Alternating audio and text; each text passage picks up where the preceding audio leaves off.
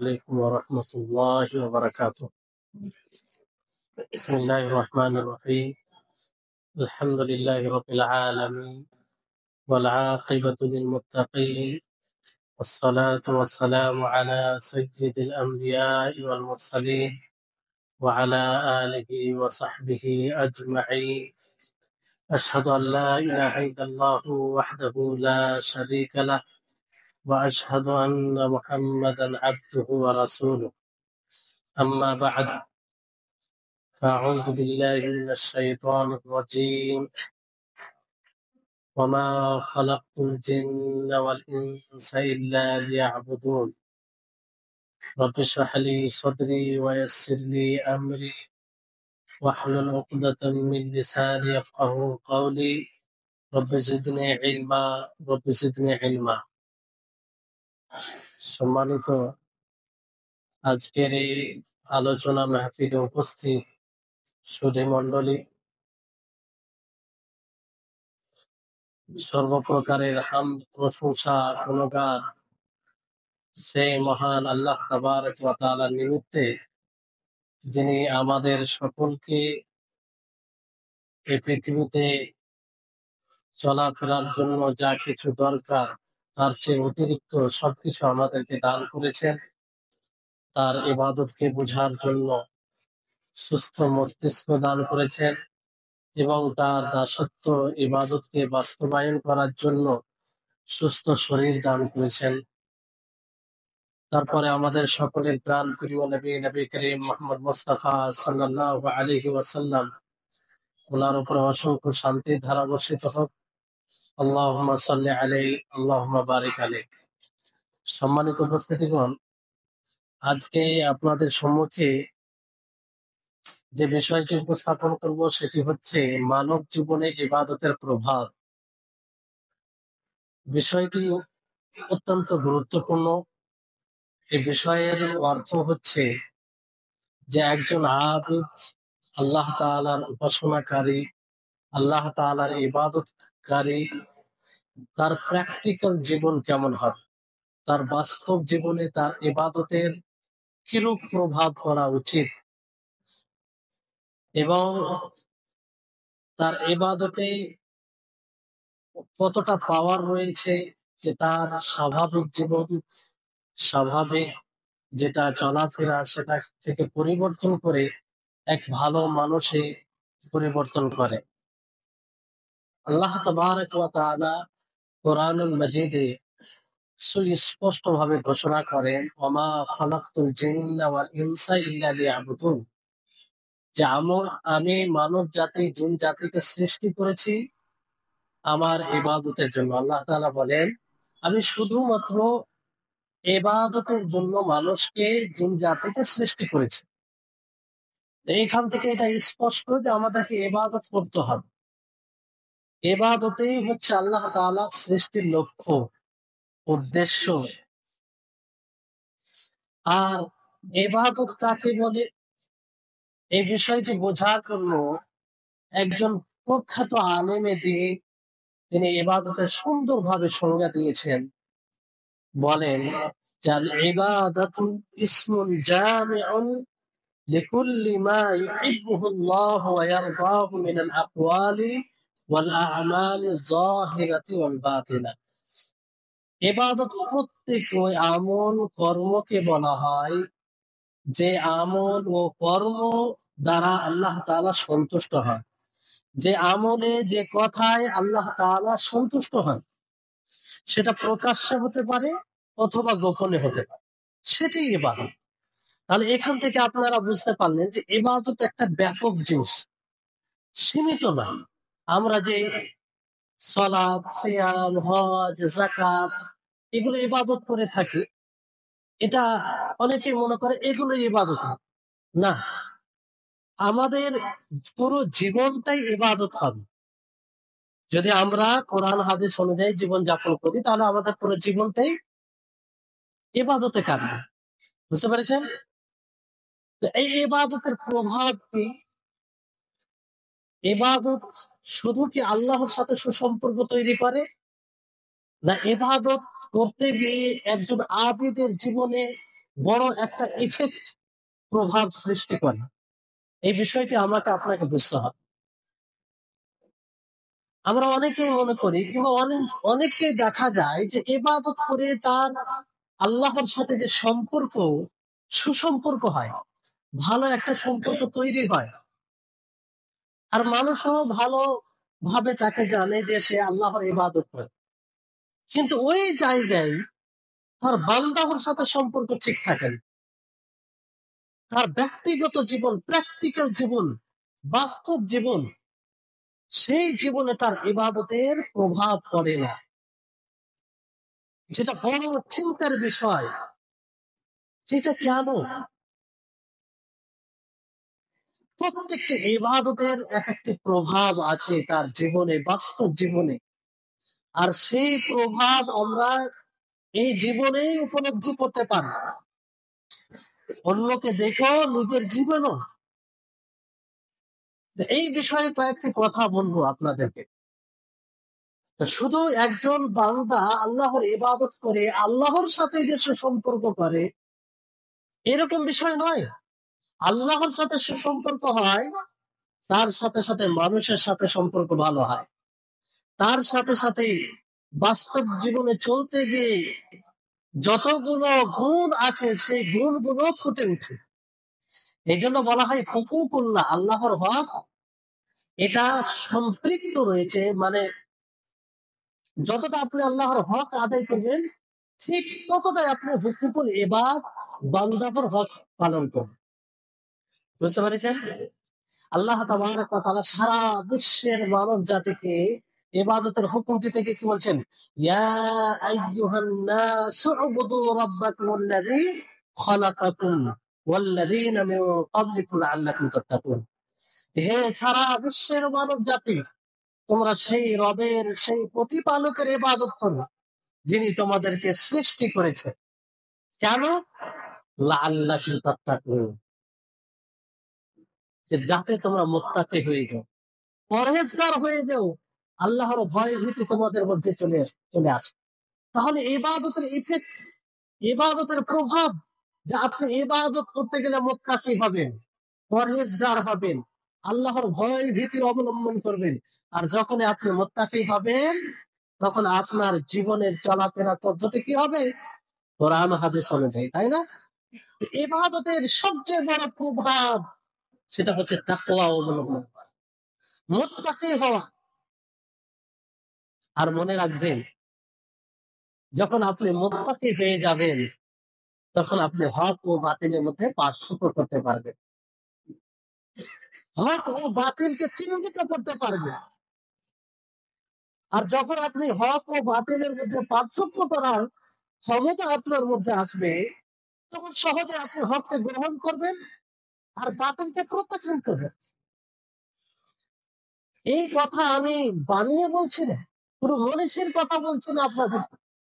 স্বয়ং আল্লাহ তাবারক ওয়া তাআলা তিনি বলেন, ইয়া আইয়ুহাল্লাযীনা আমানু ইন তাত্তাকুল্লাহা ইয়াজআল লাকুম ফুরকানা ওয়া ইউকাফির আনকুম সাইয়্যাতিকুম ওয়া ইয়াগফির লাকুম ওয়াল্লাহু যুল ফাজলিল আযীম।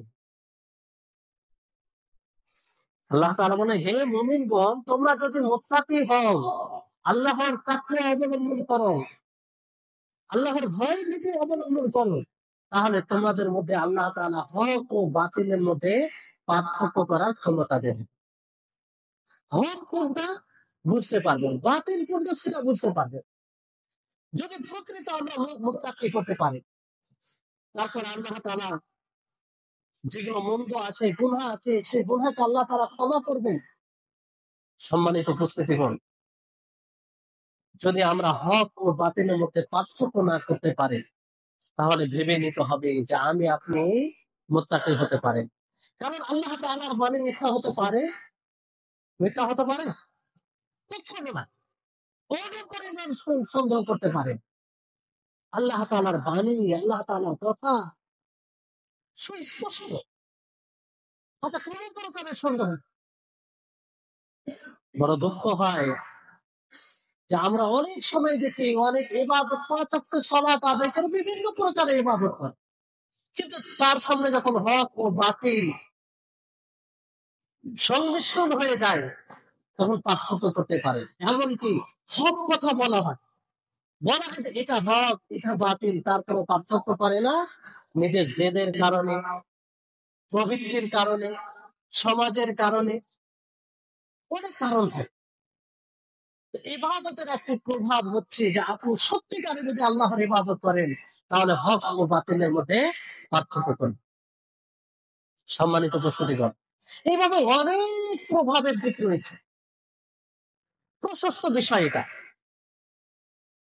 আর আপনি যদি শরীয়ত অনুযায়ী জীবন যাপন করেন, তাহলে সবচেয়ে বড় ইফেক্ট প্রভাব হচ্ছে যে আল্লাহ তাআলা আপনার হেফাজত করবে, আল্লাহ তাআলা সংরক্ষণে আপনি থাকবেন, তার রক্ষণাবেক্ষণে থাকবেন।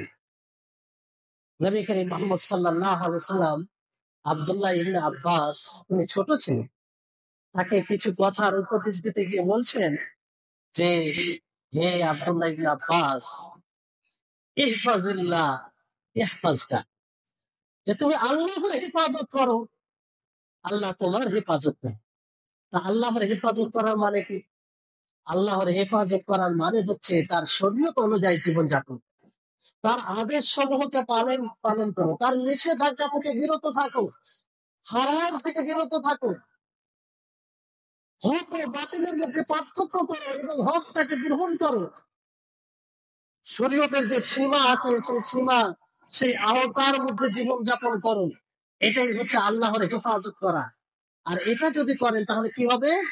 নবী করিম মুহাম্মদ সাল্লাল্লাহু আলাইহি ওয়াসাল্লাম বলেছেন, ইয়াহফাজকা, যে আল্লাহ তাআলা তোমার রক্ষণাবেক্ষণ করবে, তোমার দেখাশোনা করবে, তোমার হেফাজত করবে। এই হেফাজত মানে কি? আল্লাহর হেফাজত মানে কি? আল্লাহর নবীর বলার উদ্দেশ্য হচ্ছে যে তোমার শরীরকে পার্থিব যে সমস্যা রয়েছে সমস্ত সমস্যা থেকে মুক্ত করবে আল্লাহ তাআলা।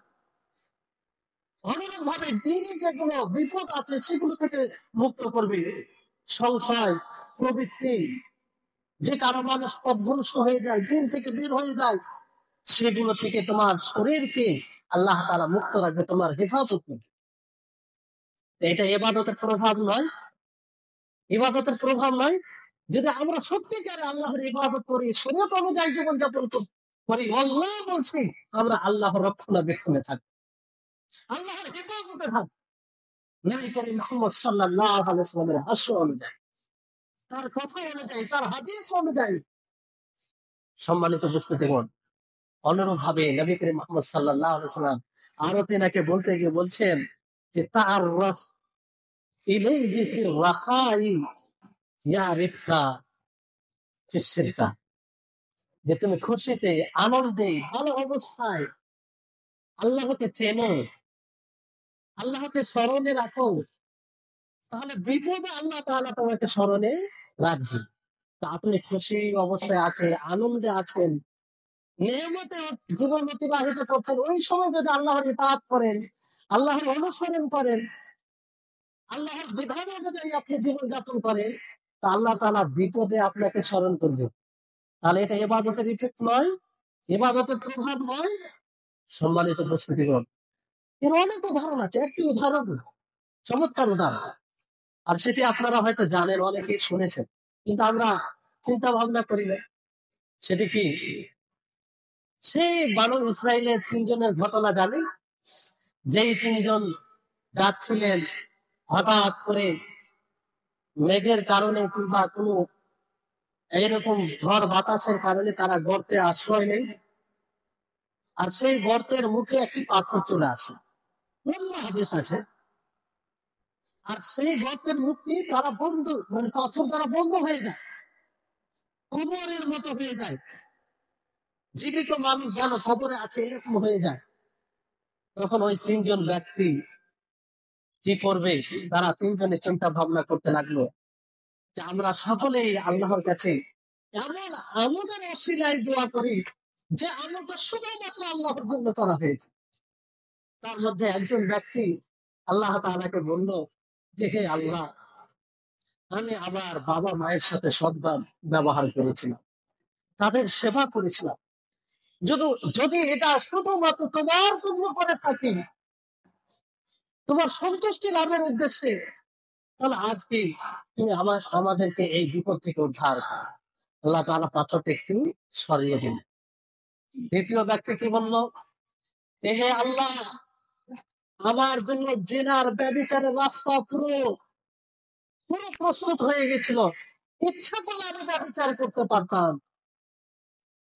কোনো বাধা বিপত্তি ছিল না। সব রকম ঠিক হয়ে যাওয়ার পরেও আমি সেই ব্যভিচারকে ছেড়ে দিয়েছিলাম। যদি এটা তোমার ভয়ে করে থাকি, তাহলে আজকে তুমি আমাদেরকে এই বিপদ থেকে উদ্ধার করো। আল্লাহ তাআলা পাথরটি আরো সরিয়ে দিল। তৃতীয় ব্যক্তি কি বললেন, যে হে আল্লাহ, এক শ্রমিক, সে আমার কাছে কাজ করতো, তার পয়সা আমার কাছে ছিল, সে চলে গিয়েছিল কোথাও, তাকে দিতে পারিনি। তার শ্রমিকটা আমি হেফাজতে রেখেছিলাম, যে পয়সাটা, যে মজদুরিটা ছিল সেটা সংরক্ষণে রেখেছিলাম। তার আসার পরে আমি তাকে পুনরায় দিয়েছিলাম, এবং তার থেকে যা বৃদ্ধি হয়েছিল সেটাও আমি দিয়ে দিয়েছিলাম। এটা যদি তোমার সন্তুষ্টির উদ্দেশ্যে করে থাকি, তাহলে তুমি আজকে আমাদের এই বিপদ থেকে উদ্ধার করো। আল্লাহ তাআলা পুরো পাথরটি সরিয়ে দেন। কিসের প্রভাব, কিসের এটা ইফেক্ট? ইবাদতের। খালিস আল্লাহর জন্য তারা এই ইবাদত করেছিল, এই আমল করেছিল, সৎ আমল করেছিল। সম্মানিত উপস্থিতিগণ, আমরা সেই কোরআন হাদিস অনুযায়ী যদি ইবাদত করি, অবশ্যই আল্লাহর সহযোগিতা থাকবে। আমরা যদি খুশিতে আনন্দে, যখন আমরা নেয়ামতের সময় অতিবাহিত করি, তখন যদি আল্লাহকে স্মরণে রাখি, আল্লাহর অনুগত করি, আল্লাহ বলছি, বিপদে আপনাকে আল্লাহ তাআলা স্মরণ। এটা হচ্ছে ইবাদতের এফেক্ট, ইবাদতের প্রভাব। এবারে আসুন, আপনাদেরকে মৌলিক ইবাদত দ্বারা বোঝাতে চাই যে সেই ইবাদতগুলির কি প্রভাব হওয়া উচিত আমাদের ব্যক্তিগত জীবন। নামাজ একটি মৌলিক ইবাদত, তাই না? ইসলামের স্তম্ভ, ইসলামের খুঁটি। তাওহীদ, আল্লাহর একত্ববাদের পরে যদি কোনো ইবাদত শ্রেষ্ঠ থাকে, তাহলে সেটি কোনটি? নামাজ, সালাত। যে সালাতের মাধ্যমে আমরা দিনে 5 বার আল্লাহর সাথে কথোপকথন করে থাকি, যে সালাতের মাধ্যমে আমরা আল্লাহর কাছে চাই, হেদায়েত চাই, যে সালাতের মাধ্যমে আমরা আল্লাহর কাছে সাক্ষাৎ করার, মানে কথা বলা, নিজের মনের কথা ব্যক্ত করার সুযোগ পাই, সেই সালাত আল্লাহর সাথে সুসম্পর্ক তৈরি করে দেয়। এটাই কি সীমিত? এটাই কি সীমিত যে একজন মুসলমান, একজন নামাজি, এই নামাজ দ্বারা সে আল্লাহর সাথে সুসম্পর্ক করবে, আর সেই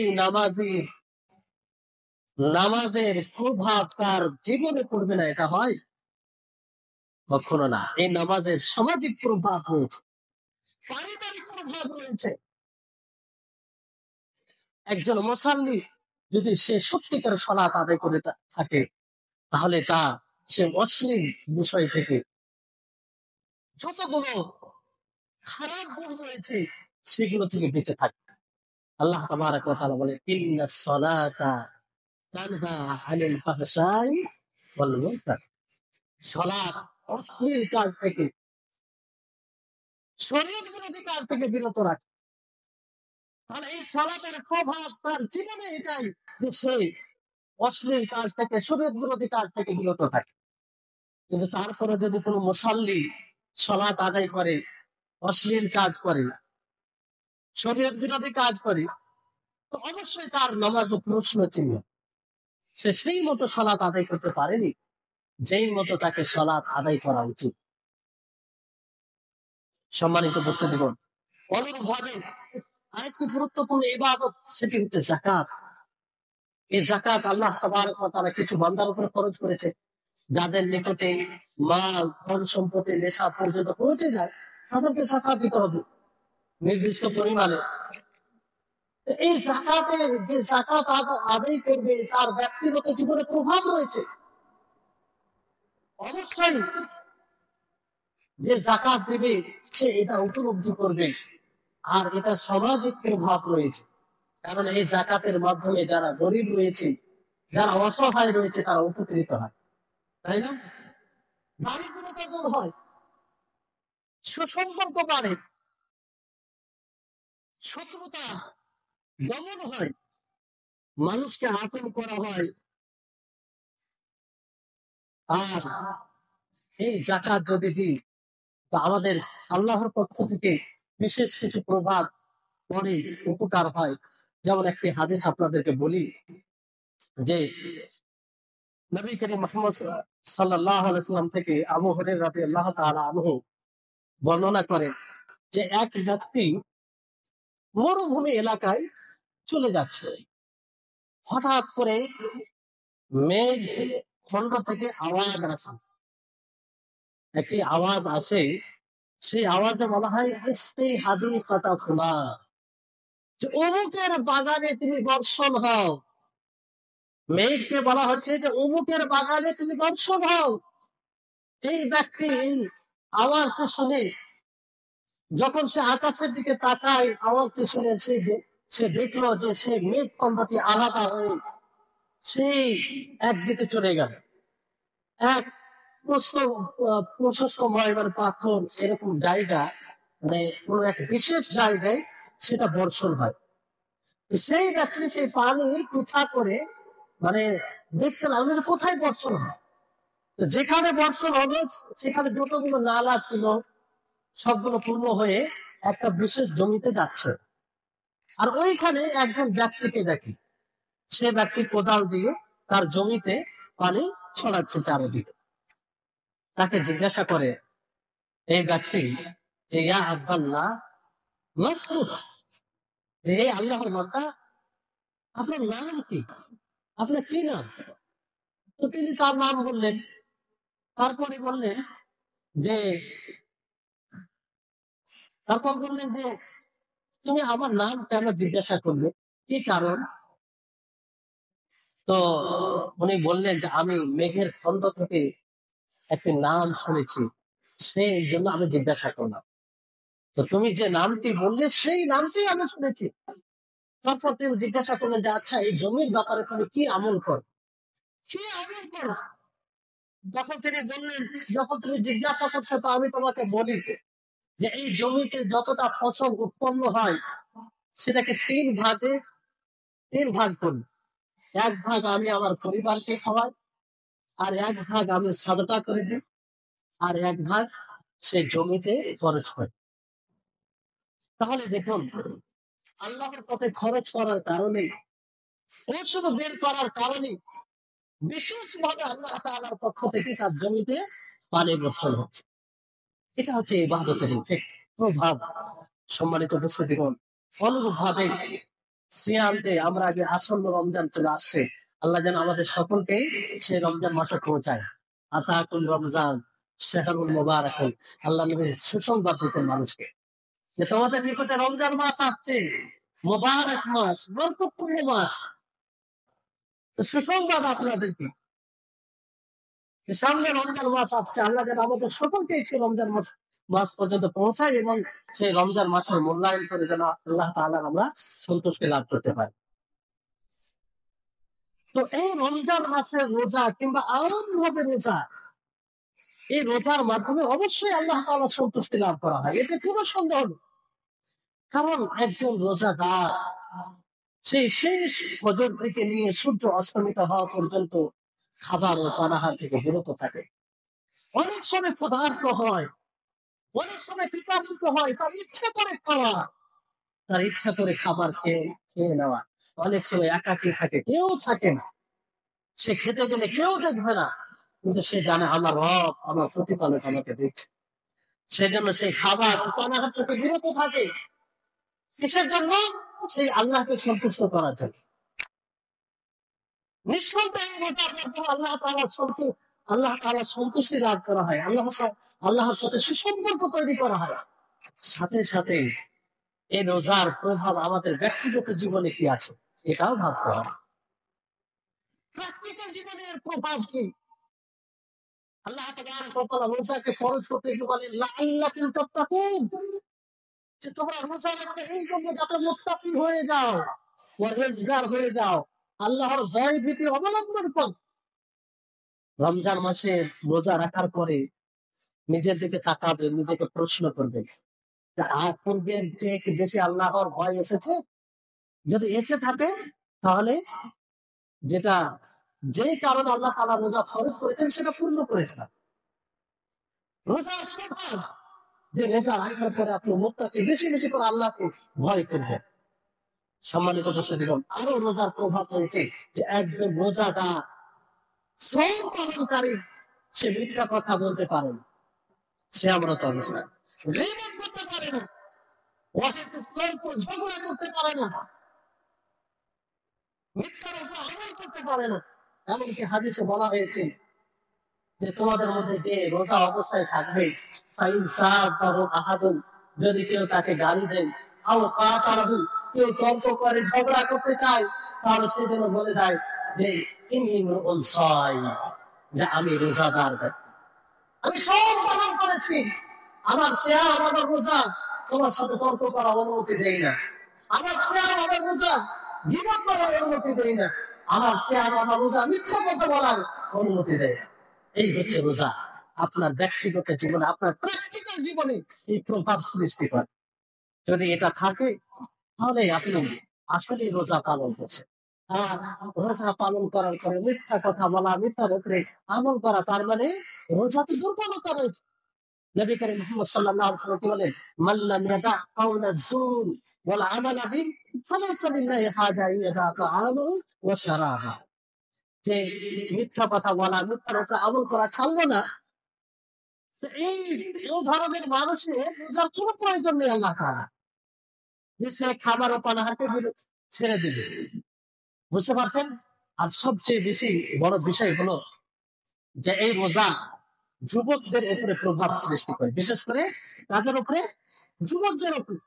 নবী করিম মুহাম্মদ সাল্লাল্লাহু আলাইহি ওয়াসাল্লাম বলেন, ইয়া মা'আশারাশ শাবাব মান ইসতাতা'a মিনকুম আল বা'a ফালইয়াতাযাওয়াজ।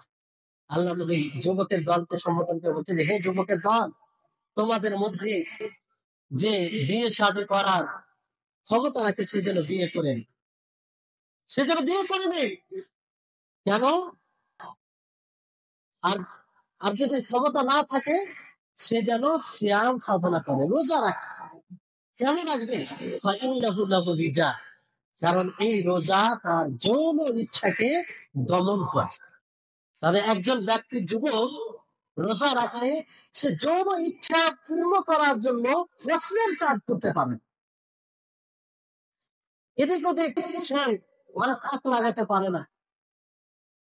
এই রোজার প্রভাব। সম্মানিত উপস্থিতিগণ, অনুরূপভাবে হজের বড় একটি গুরুত্বপূর্ণ ইবাদত, যেটা মানুষের জীবনে একবার হজ ফরজ করা হয়েছে, যে যাকে আল্লাহ তাআলা ধন দিয়েছেন, যার কাছে সম্পত্তি আছে, তাকে হজ করতে হবে। কিন্তু এই হজের মাধ্যমে যেমন আল্লাহর সাথে সুসম্পর্ক হয়, আল্লাহর সন্তুষ্টি লাভ করা হয়, অনুরূপ ভাবে এটার ব্যক্তিগত জীবনে, প্র্যাকটিক্যাল জীবনের প্রভাব রয়েছে। একজন হাজি পরিপূর্ণভাবে পরিবর্তন হয়ে যায়, সে পুনরায় নবজাত শিশুর মতো হয়ে যায়। নবী করিম মুহাম্মদ সাল্লাল্লাহু আলাইহি ওয়াসাল্লাম একটি হাদিসের মধ্যে বলেন যে মান হাজ্জা লিল্লাহি ফালাম ইয়ারফুস ওয়া লাম ইয়াফসুক রাজা'a কা ইয়াউমিন ওয়ালাদাতহু উম্মুহু।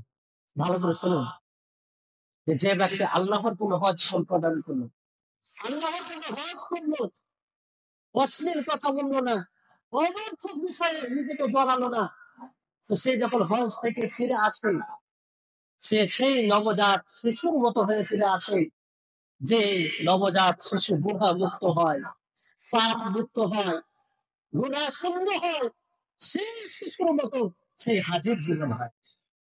সম্মানিত উপস্থিতিগণ, তাহলে চিন্তা করো যে হজ প্রত্যেকটা হাজিকে কি পয়গাম দেয়। প্রত্যেকটা হাজিকে হজ পয়গাম দেয় যে হাজি তুমি শোনো, তোমার হজ সম্পাদন করে তোমার নতুন জীবন শুরু হচ্ছে, তুমি পাপ মুক্ত হচ্ছ।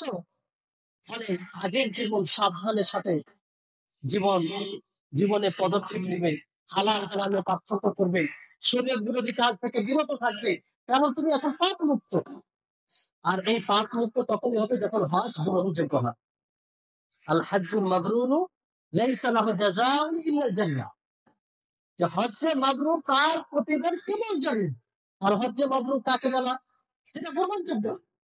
আর হজ্জে মাবরুর হলো কিনা এটা লক্ষণ ওলামাগণ বর্ণনা করেছেন, যে ব্যক্তি দেখবেন হজ করে তার জীবনে কোনো পরিবর্তন এসেছে, যেমন আগে কারো উপর অন্যায় করতো, আগে জুলুম করতো, আগে মিথ্যা কথা বলতো, আগে মদ নেশা এগুলো ব্যবহার করতে, হজ করার পরে এগুলো ছেড়ে দিয়েছে, তার মানে বুঝতে পারবেন যে তার হজ এটি গ্রহণযোগ্য। হজ্জে মাবরুর, তাহলে এই প্রভাব। কিন্তু অনেক সময় আমরা দেখি যে কোন ব্যক্তি 2 বার 3 বার হজ করে নেই, সে আগে যেরকম মিথ্যা কথা বলতো এখনো বলে, আগে কারো উপর অন্যায় করতো এখনো অন্যায় করে, আগে আগে কারো মাল অন্যায় ভাবে খেত এখনো অন্যায় ভাবে মাল ভক্ষণ করে। তাহলে এই হজের কোন প্রভাব তার জীবনে পড়েনি, তার মানে অবশ্যই তার হজে দুর্বলতা রয়েছে, সঠিক মতো সে হজ করতে পারেনি যেভাবে হজ সম্পাদন করা দরকার। সম্মানিত উপস্থিতিগণ, এইভাবে আরো অনেক বিষয় রয়েছে, যেমন কোরআন কারীমের তিলাওয়াত। আমরা সকলে জানি যে কোরআন কারীমের তিলাওয়াতের অনেক ফজিলত রয়েছে, তাই না? এক একটি অক্ষরে 10 নেকি। তাহলে চিন্তা করেন যে পুরো কোরআন যদি আপনি তিলাওয়াত করেন কত নেকির অধিকারী হবেন। কিন্তু এই কোরআনের তেলাওয়াত কি শুধু মুখে উচ্চারণ করার সাথে সীমিত? জি না। যখন আপনি এই কোরআনকে নিজের জীবনে বাস্তবায়ন করবেন, এই কোরআনের জীবন বিধান যেটা আহকাম বিধান দেওয়া হয়েছে সেটাকে নিজের জীবনে বাস্তবায়ন করবেন, তখন আপনি আপনার জন্য এই কোরআন কি হবে, লাভদায়ক হবে। এই জন্য সালাফান একটি কথা বলতেন যে রুব্বা কারিউল কোরআন ওয়াল কোরআন ইয়ালানুহু। তো অনেক পাঠক এমন রয়েছে যারা কোরআন তেলাওয়াত করবে কিন্তু কোরআন তাদের উপরে লানত করে। আশ্চর্যের বিষয় না যে কোরআন পড়বে আবার কোরআন তাদের উপরে লানত করবে, কোরআন তাদের উপরে অভিশাপ করবে। এটা কি করে হয়? এটা এইভাবে হয় যে কোরআনে মিথ্যা বলা থেকে নিষেধ করা হয়েছে, কোরআনে কারণটা জুলুম করা থেকে নিষেধ করা হয়েছে। অথচ একজন কোরআন পাঠকারী কোরআন পাঠ করে যদি মিথ্যা কথা বলে, কারণটা জুলুম করে, তাহলে সেই লানত তার উপরে হলো না? সে লানত হলো না। যেমন আল্লাহ তাবারাক ওয়া তাআলা বলেন আলান লানাতুল্লাহি আলা যালিমিন, যে যারা জালেম, যারা অন্যায়কারী তাদের উপর আল্লাহর লানত হোক, আল্লাহর অভিশাপ হোক। তো যারা কোরআন পাঠ করে জুলুম করে, তো কোরআনই তাদের উপরে অভিশাপ উন্নতি করলো না।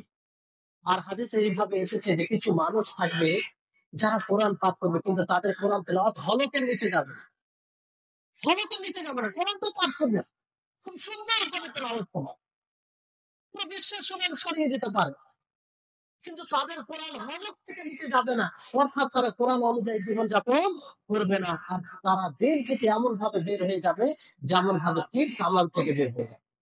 সম্মানিত উপস্থিতিগণ, তাহলে বিষয়টি হচ্ছে যে আমাদেরকে দেখতে হবে যতগুলো ইবাদত করি সেই ইবাদতের প্রভাব আমাদের জীবনে পড়ছে কি পড়ে। আল্লাহ নবী মুহাম্মদ সাল্লাল্লাহু আলাইহি ওয়াসাল্লাম একটি হাদিসের মধ্যে বলে যে যে ব্যক্তির মধ্যে 4টি খাসলাত পাওয়া যাবে, 4টি কি পাওয়া যাবে, খাসলাত, স্বভাব পাওয়া যাবে, সে পাক্কা মুনাফিক হবে। সে কি হবে? পাক্কা মুনাফিক হবে। আর সেই 4টির মধ্যে যদি একটি পাওয়া যায়, একটি মুনাফিকের বৈশিষ্ট্য তার মধ্যে থাকবে যতক্ষণ না সে ছেড়ে না দেয়। সেই বৈশিষ্ট্যগুলো কি? একটি একটি হচ্ছে ইদা হাদ্দাসা কাযা, যখন কথা বলবে মানুষের সাথে মিথ্যা কথা বলবে, যখন মানুষের সাথে কথা বলবে মিথ্যা কথা বলবে। ওয়াইদা ওয়াদা আখলাফা, যখন মানুষের সাথে ওয়াদা করবে প্রতিজ্ঞা করবে সেটা ভঙ্গ করবে। ওয়াইদা আহাদা গাদারা, আর যখন চুক্তি করবে সে চুক্তিকে ভঙ্গ করবে। ওয়াইদা খাসামা ফাজারা, আর যখন মানুষের সাথে তর্ক করবে গালিগালাজ করবে। সম্মানিত উপস্থিতিগণ, তাহলে দেখতে হবে এইগুলো গুণ কি আমাদের মধ্যে আছে? যদি থাকে তাহলে গুণ করতে হবে, তাহলে নিফাকের বৈশিষ্ট্য আমাদের মধ্যে থেকে যাবে। নবী করিম মুহাম্মদ সাল্লাল্লাহু আলাইহি ওয়াসাল্লাম অন্য হাদিসে এই শব্দ রয়েছে যে ওয়াইন সামা ওয়া সাল্লা ওয়া ক্বালা ইন্নী মুসলিম, যদিও সে সালাত আদায় করে, সিয়াম সাধনা করে, আর নিজেকে মুসলিম বলে দাবি করে, তারপরও যদি এইগুলো বৈশিষ্ট্য থাকে তাহলে তার মধ্যে মুনাফিকের বৈশিষ্ট্য থাকে। সম্মানিত উপস্থিতি, একবার চিন্তা করুন, আমি আপনি ইবাদত করার পরে যদি এই গুণগুলো থাকে, এই স্বভাবগুলো থেকে যায়, তবে কেমন ইবাদত, যে ইবাদতে এতটা পাওয়ার আসেনি, এতটা শক্তি আসেনি, যে ইবাদত আমাদেরকে মিথ্যা হতে, যে ইবাদত আমাদেরকে প্রতিটা ভঙ্গ করা হতে বিরত রাখবে, তার মানে আমাদের ইবাদত দুর্বল, ইবাদত কোনো পাওয়ার নেই, ইবাদত কোনো প্রভাব নেই। এটা কেন? এই কারণে যে আমরা ইবাদত সেইভাবে করিনি। সম্মানিত উপস্থিতিগণ, শেষে একটা গুরুত্বপূর্ণ হাদিস বলবো, যে হাদিস পড়ে অনেক সময় শরীরে কম্পন চলে আসে। আল্লাহ যেন আমাদেরকে সেই দল থেকে মানে বাঁচিয়ে রাখেন। সেই হাদিসটি কি? আল্লাহ নবী ভালো করে মনোযোগ দিয়ে শুনবেন, আর এই হাদিসকে বোঝার দরকার আছে। আল্লাহ নবী মজলিসে এরকম মজলিসে বলেন যে, আচ্ছা বলো তো দেখি, যে তোমাদের মধ্যে মুফলিস কে? মুফলিস কে? মুফলিস মানে, মুফলিসের অর্থ একটা হয় যে অসহায়। ও অসহায় ব্যক্তি কে? তো সাহাবায়ে কেরাম বললেন যে, আল মুফলিসু ফিনা মান লা দিরহাম ওয়ালা লাহু ওয়ালা মাতা। যে মুফলিস ওই ব্যক্তি যার কাছে না দিরহাম আছে, না কোনো সামান আছে, মানে নিঃস্ব ব্যক্তি, তাকে মুফলিস বলা হয়। আল্লাহর নবী মুহাম্মদ সাল্লাল্লাহু আলাইহি ওয়াসাল্লাম তিনি বলেন যে, ইন্নাল মুফলিসা মিন উম্মতি ইয়াতি ইয়াউমাল কিয়ামা বিসসালাতিন ওয়া সিয়ামিন ওয়া যাকাতিন। যে মুফলিস ওই ব্যক্তি, অসহায় ওই ব্যক্তি, যে ব্যক্তি কিয়ামতের মাঠে হাসরের ময়দানে সালাত নিয়ে আসবে, যাকাত নিয়ে আসবে, সিয়াম নিয়ে আসবে, হজ নিয়ে আসবে, অথচ সে কি করবে? ওয়ায়াতি কাদ শাতামা হাদা, এগুলি ইবাদত করার পরে কাউকে গালি দিয়ে থাকবে। তারপরে আল্লাহ বলবেন ওয়াকাযাফা হাযা, কাউকে মিথ্যা অপবাদ লাগিয়ে থাকবে। আর ওয়াআকালা মাল হাযা, কারো মাল অন্যায় ভাবে খেয়ে থাকবে। ওয়াসাফাকা দামা হাযা, কাউকে হত্যা করে থাকবে। ওয়াযারাবা হাযা, কাউকে প্রহার করে থাকবে। এতগুলো সে জুলুম করবে। ফলে আল্লাহ তাআলা কি করবেন? নবী সাল্লাল্লাহু আলাইহি সাল্লাম বলেন যে, ফায়ুখাযু ফায়ু'তা হাযা মিন হাসানাতিহি ওয়া হাযা মিন হাসানাতিহি, যাদের উপরে এইভাবে অন্যায় করা হয়েছে, গালি দেওয়া হয়েছে, মিথ্যা অপবাদ দেওয়া হয়েছে, প্রহার করা হয়েছে, তাদের তাদের গুনাহ এর উপরে চাপিয়ে দেওয়া হয়। কিংবা যে অন্যায় করেছে তার নেকি এদেরকে দিয়ে দেওয়া হবে। শেষ পর্যন্ত যখন এদের নেকি পূর্ণ হবে না, তখন এদের গুনাহ এদের উপরে চাপিয়ে দেওয়া হবে, অন্যায়কারীদের উপরে। আর তাদেরকে জাহান্নামে নিক্ষেপ করা হবে। আর যারা মাজলুম, তারা জান্নাতে যাবে। সম্মানিত উপস্থিতি, একবার ভেবে দেখেন, একবার তার নিজেকে প্রশ্ন করুন, যে আমরা সালাত সিয়াম সবকিছু সাধনা করি, আমাদের দ্বারা কেউ আমাদের দ্বারা অন্যায় তো হয় না, আমরা কারো জীবন করে, কারো জুলুম তো করি না, কারোকে মিথ্যা অপবাদ লাগিয়ে কারো হক তো নষ্ট করি না, তাহলে এই দলের মধ্যে পড়ে যাবে। তো আপনাদেরকে বিশেষভাবে আমি নিজেকেও বলবো এবং আপনাদের সকলকে বলবো, যে আমরা অবশ্যই এই দিক দিয়ে নিজের পর্যালোচনা করি, যে আমরা আল্লাহর ইবাদতের সাথে সাথে মাখলুকের যে হক, বান্দার যে হক, তাতে কি আমরা তো কোন রকম ব্যাঘাত সৃষ্টি করি না? যদি করি তাহলে আমরা বিরত থাকবো। আর আমাদের ইবাদতে প্রভাব না করার একটি অন্যতম কারণ হচ্ছে যে ইবাদতে যে দুটি বিষয়কে লক্ষ্য রাখা উচিত, সে দুটি বিষয়কে লক্ষ্য রাখি না। সে দুটি বিষয় কি? সেটা হচ্ছে এক ইখলাস, আর একটি হচ্ছে আল্লাহর নবীর পদ্ধতি অনুযায়ী ইবাদত করা। আল্লাহর জন্য যদি আমরা ইবাদত করে থাকি, অবশ্যই সেই ইবাদতের প্রভাব আমাদের ব্যক্তিগত জীবনে পড়বে। আর সেই ইবাদত যদি নবীর পদ্ধতি অনুযায়ী হয়, তাহলে সেই ইবাদতের প্রভাব আমাদের জীবনে পড়বে, এতে কোনো সন্দেহ। আর মনে রাখবেন, এই দুটি শর্তের মধ্যে কোন একটি শর্ত যদি বিলুপ্ত হয়, তা আপনার এই ইবাদত কোনো কাজে আসে না, কোনো কাজে আসে না। এটা নিশ্চিত ভাবে আপনি মনে রাখেন। এই জন্য আমরা এই দুটি বিষয়ে খেয়াল রাখবো, যাতে এক আল্লাহর জন্য ইবাদত করতে পারি, আর সেই ইবাদত নবী সাল্লাল্লাহু আলাইহি সাল্লামের পদ্ধতি অনুযায়ী ইবাদত করতে পারি। সম্মানিত উপস্থিতিগণ, এই ছিল কয়েকটি কথা আপনাদেরকে সংক্ষিপ্ত সময়ে এই বিষয়টির ব্যাপারে ধারণা দেওয়ার চেষ্টা করলাম। আশা করি আপনারা বুঝতে পেরেছেন। আল্লাহ তাআলা যেন আমাদের সকলকে আল্লাহর ইবাদত করার সাথে সাথে বান্দার যে হক রয়েছে সেগুলো খেয়াল করা তৌফিক দান করেন। আর প্রত্যেকটি ইবাদতের যে প্রভাব, তার যে ইফেক্ট রয়েছে কোরআন হাদিস অনুযায়ী, সেই ইফেক্ট, সেই প্রভাব যেন আমাদের জীবনে পড়ে। আর আল্লাহ তাআলা যেন সেই মতো আমাদেরকে ইবাদত করার তৌফিক দান করেন। ওয়া আখিরু দাওয়ানা আনিল হামদুলিল্লাহি রাব্বিল আলামিন। আসসালামু আলাইকুম ওয়া রাহমাতুল্লাহি ওয়া বারাকাতুহু।